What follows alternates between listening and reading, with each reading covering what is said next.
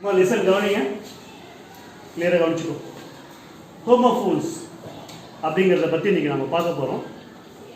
Homophones அப்படின்னா என்னென்னா, ஒரு வார்த்தை கொடுத்துருப்பாங்க, அந்த வார்த்தைக்கு இணையாக வேறு ஒரு வார்த்தையை நம்ம எடுத்து எழுதணும். சிம்பிளாக புரிகிற மாதிரி சொல்லணும்னா, ஹோமோஃபோன்ஸ்னால் அங்கே வரக்கூடிய வார்த்தைகள் சேம் சவுண்டில் இருக்கும், ஒரே மாதிரி ஒலிப்பு முறையில் இருக்கும், டிஃப்ரெண்ட் ஸ்பெல்லிங் இருக்கும். ஸ்பெல்லிங்னா எழுத்து கோர்வை, கோர்வைனா இந்த மணி இருக்கு இல்லையா, மாலை இருக்குல்ல, மாலையில் பூவை கோக்குறாங்க இல்லையா, பல பூக்கள் சேர்ந்த அப்புறம் தான் என்னவா கிடைக்குது, நமக்கு மாலையாக கிடைக்குது. இந்த பல முத்துக்கள் சேர்ந்த அப்புறம் தான் முத்துமணி மாலையாக நமக்கு கிடைக்குது. அதுதான் கோர்வைன்னு சொல்றாங்க. ஸ்பெல்லிங்கும் அதே மாதிரி தான், எழுத்து கோர்வை. பல எழுத்துக்கள் சேர சேர நமக்கு வார்த்தை கிடைக்குது. அந்த வார்த்தையில் இருக்கக்கூடிய எழுத்துக்கள்லாம் சரியா இருக்கா அப்படிங்கிறது பார்க்கறது தான் ஸ்பெல்லிங். அந்த வார்த்தைகளை பார்க்கறது தான் ஸ்பெல்லிங். டிஃப்ரெண்ட் ஸ்பெல்லிங்காக இருக்கும், சவுண்டு சேமாக இருக்கும், ஸ்பெல்லிங் அதில் இருக்கக்கூடிய எழுத்துக்கள் வேற வேற இருக்கும், டிஃப்ரெண்ட் மீனிங், அது தரக்கூடிய பொருள் அர்த்தம் வேறையா இருக்கும். ஹோமோஃபோன்னாலே பேசிக்காக 3 பாயிண்ட் பார்க்கணும். ஒலிக்கும் முறை ரெண்டு வார்த்தைக்கும் ஒரே மாதிரி இருக்கும், அதில் உள்ள எழுத்துக்கள் வேற வேற இருக்கும், அது தரக்கூடிய பொருள் வேறவா இருக்கும். இங்கிலீஷ்ல சொல்லணும்னா அந்த வேர்ட்ஸ் சேம் சவுண்டை கொடுக்கும். வாயை திறந்து நம்ம ப்ரொனவுன்ஸ் பண்ணும்போது அதனுடைய சவுண்ட் சேமா இருக்கும். இந்த வேர்ட் ரெண்டு வேர்டுமே சவுண்ட் சேமா இருக்கும். ஆனால் ஸ்பெல்லிங், இந்த வார்த்தைக்கு வேற லெட்டர்ஸ் இருக்கும், இந்த வார்த்தைக்கு இந்த வேர்டுக்கு வேற லெட்டர் இருக்கும். இது தரக்கூடிய மீனிங் வேறையா இருக்கும், இது தரக்கூடிய மீனிங் வேறையா இருக்கும்.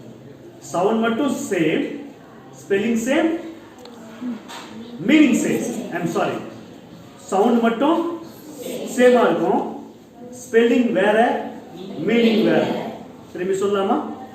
சவுண்ட் சேமா இருக்கும், இதனுடைய ஸ்பெல்லிங் வேற, இதனுடைய ஸ்பெல்லிங் வேற, இதனுடைய மீனிங் வேற, இதனுடைய மீனிங் வேற. கிளியரா? 3 பாயிண்ட் கிளியரா? சேம் சவுண்ட், ஸ்பெல்லிங் வேற வேற, மீனிங் வேற வேற. இப்போ எக்ஸாம்பிள்ஸ் பார்த்துடலாமா? கிளியரா? ரைட், கவனி. ஃபர்ஸ்ட் ஒன், இன். இங்கேயும் இன், சேம் சவுண்ட். ஓகேங்களா? Same sound. ஸ்பெல்லிங் பார்த்தீங்கன்னா இங்க வேற, இங்க வேற. இங்க ஐ என், இங்க ஐ என் என், ஐ டபுள் என். எதுக்கு இதனுடைய தமிழ் மீனிங் எழுதியிருக்கேன்னா, நீங்க எக்ஸாம்ல எழுத வேண்டிய அவசியம் இல்லை. எந்த ஒரு ஆங்கில வார்த்தையை நீங்க படிக்க முயற்சி பண்ணாலும் அதனுடைய தமிழ் பொருள் அர்த்தம் நமக்கு தெரிஞ்சுக்கிட்டா தெளிவா இருக்கும். அர்த்தம் தெரியாம, பொருள் தெரியாம நம்ம மனப்பாடம் பண்ணி படிக்கிறது முழுமையா வீண், டோட்டலி வேஸ்ட்.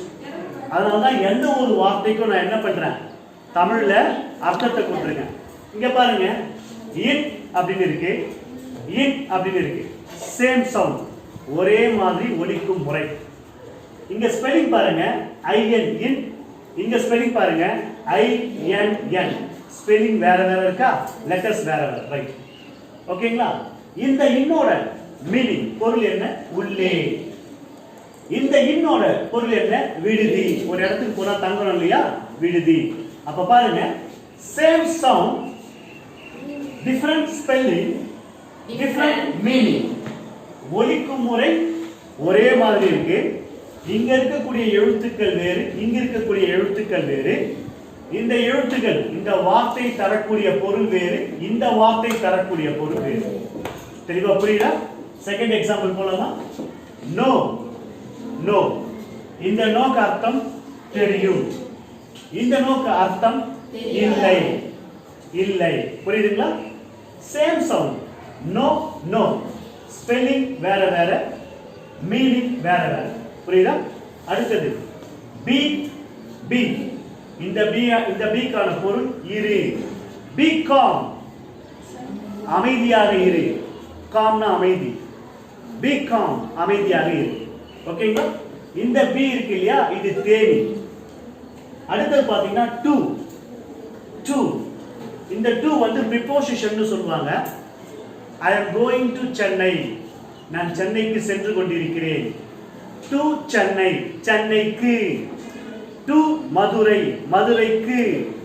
to கோயம்புத்தூர் கோயம்புத்தூருக்கு, to திருச்சி திருச்சிக்கு. அந்த டூனா இக்குன்னு அர்த்தம், ப்ரிபோசிஷன் வேர்ட், அதுக்காக தான். இந்த டூ இரண்டு.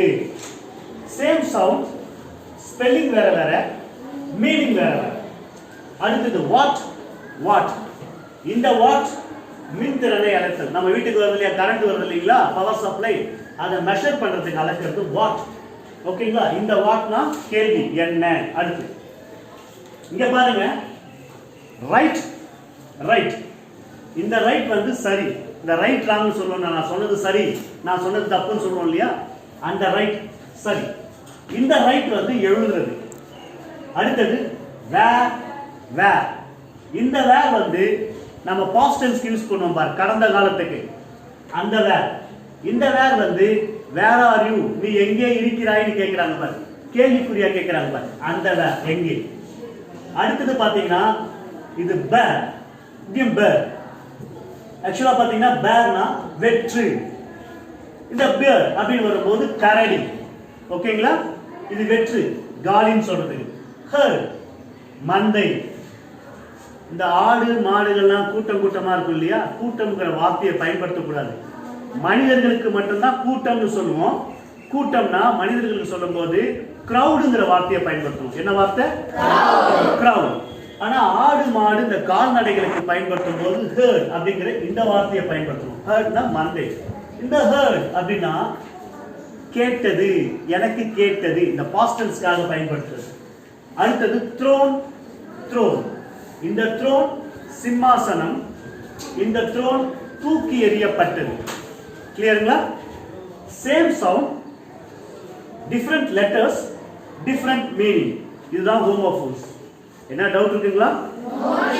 கிளியரா? ஓகேவா? தேங்க்யூ.